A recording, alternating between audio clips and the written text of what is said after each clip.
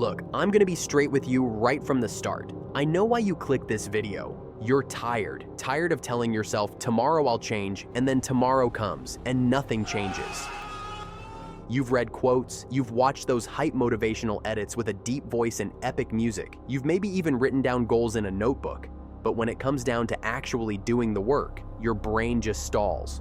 You procrastinate, you scroll, you say, just 5 more minutes. You plan big, but execute small. Or worse, don't execute at all, and you hate it. You look at yourself at the end of the day, lying in bed, and you know deep down, you could have done more. You should have done more, but somehow you didn't. Bro, I get it. I've been there, I've lived there, and I'm telling you, if you give me the next few minutes of your life, I'm gonna show you how to flip this switch in your head that'll make you 100 times your work ethic. Not someday, not eventually, but starting today. The real enemy. I'm going to tell the truth that most self-improvement gurus won't say, your biggest enemy isn't laziness, it's comfort. See, we live in a world where everything is designed to make you comfortable. Fast food, comfort. Netflix autoplay, comfort. TikTok endless scroll, comfort. Even your phone buzzing with notifications, giving you tiny dopamine hits, comfort. And because comfort is everywhere, discipline feels unnatural. You're literally fighting against an entire system that's engineered to keep you weak, distracted, and entertained. So don't beat yourself up like you're broken. You're not broken. You're just wired into the wrong system. But the good news is, systems can be hacked. Step 1. Stop making discipline about feelings. Let me tell you a story. There was this dude I used to study with. Every time he said, I don't feel like it today, I knew we were screwed. If he felt tired, no work. If he felt stressed, no work. If he felt distracted, no work. Here's the problem. He built his whole life around feelings. And guess what? Feelings are unreliable. Feelings change every 10 minutes. If your discipline depends on feeling motivated, you're dead in the water. Real work ethic starts when you understand. You don't need to feel like doing it. You just need to do it. Think about brushing your teeth. Do you always feel like brushing your teeth? No. But you do it anyway because it's non-negotiable. That's how work has to be. Step 2. Micro commitments.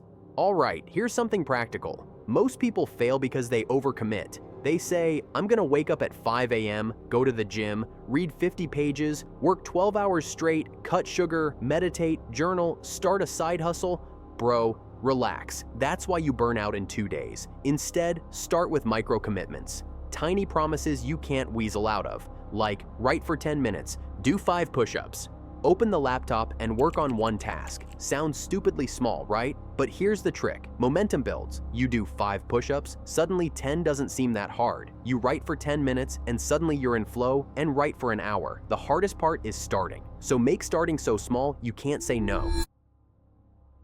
Step 3. The no plan B mindset. Do you usually have a plan B? I don't have plan Bs. Do you have I plan actually Bs? don't like plan Bs.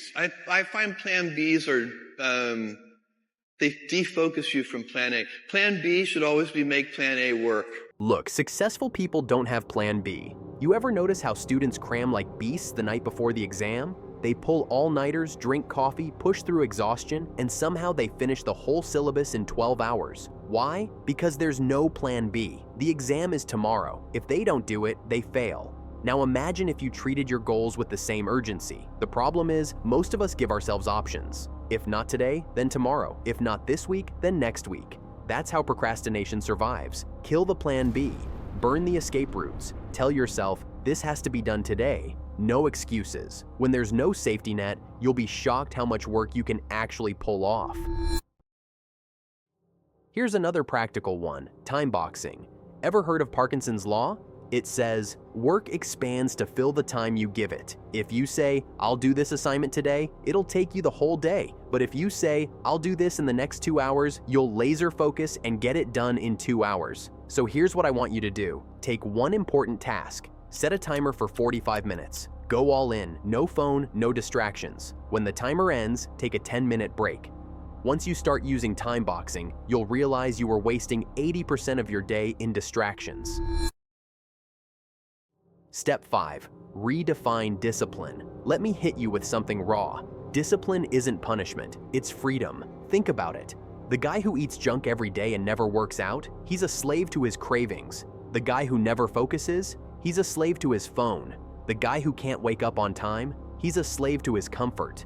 But the disciplined guy, he's free to build the body he wants, free to chase the career he wants, free to create a life on his terms. And you know, most people don't even realize that discipline is not about doing crazy, superhuman stuff every day. Real discipline is built in the small, boring decisions you make consistently. It's making your bed first thing in the morning, even if you're exhausted. It's finishing that one task before you scroll on your phone. It's saying no to distractions when everyone else gives in. It's showing up when nobody's watching. These small actions might seem meaningless in the moment, but over weeks and months, they compound. They create habits. They build a life where you're in control instead of feeling like life is happening to you. That's the freedom discipline actually gives. Step 6. Accountability and environment. Look, willpower alone won't save you. You need structure. Think about it. Why do people get more work done in a library than in bed? Because environment shapes behavior. So, if you keep working in your bed, you'll keep falling asleep. Change the spot. If your phone keeps distracting you, put it in another room while you work. If you keep quitting workouts, get a gym partner who'll drag you there. Discipline becomes 10 times easier when your environment does half the work for you. Step 7. Kill the all or nothing trap. This one's big. So many people quit because they miss one day. They say, I was supposed to go to the gym every day, but I skipped today. I ruined it. I'll start again next month. Brother, stop. Missing one day doesn't kill you. Quitting does. Think of it like brushing your teeth. If you forget one night, do you say, well, I guess I'll stop brushing for the rest of the month? No. You just brush the next morning. That's how habits work. Don't chase perfection. Chase consistency. Now, let's get brutally honest for a second. A lot of you don't need more tips. You already know what to do. You've watched 100 videos like this. You've read the articles, you've saved the quotes. But knowledge doesn't equal action. The reason you're still stuck is because deep down, you haven't decided. You're still negotiating with yourself. Half in, half out. You want results, but you don't want to pay the price. The truth is, discipline hurts at first, but regret hurts forever.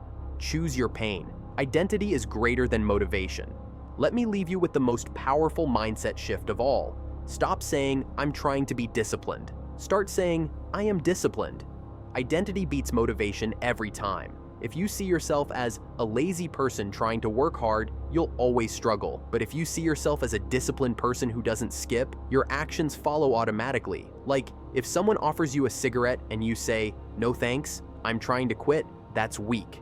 But if you say, no thanks, I don't smoke, that's powerful. So stop trying, start being. So here's the game plan to 100 times your work ethic. Stop relying on feelings. Use micro commitments to start.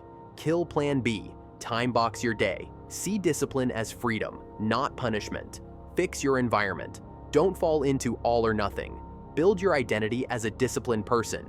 Do this, not perfectly, but consistently. And I promise, your work ethic will transform. And one day, you'll look back at this version of yourself, the procrastinator, the overthinker, the excuse maker, and you won't even recognize him because you'll be too busy winning.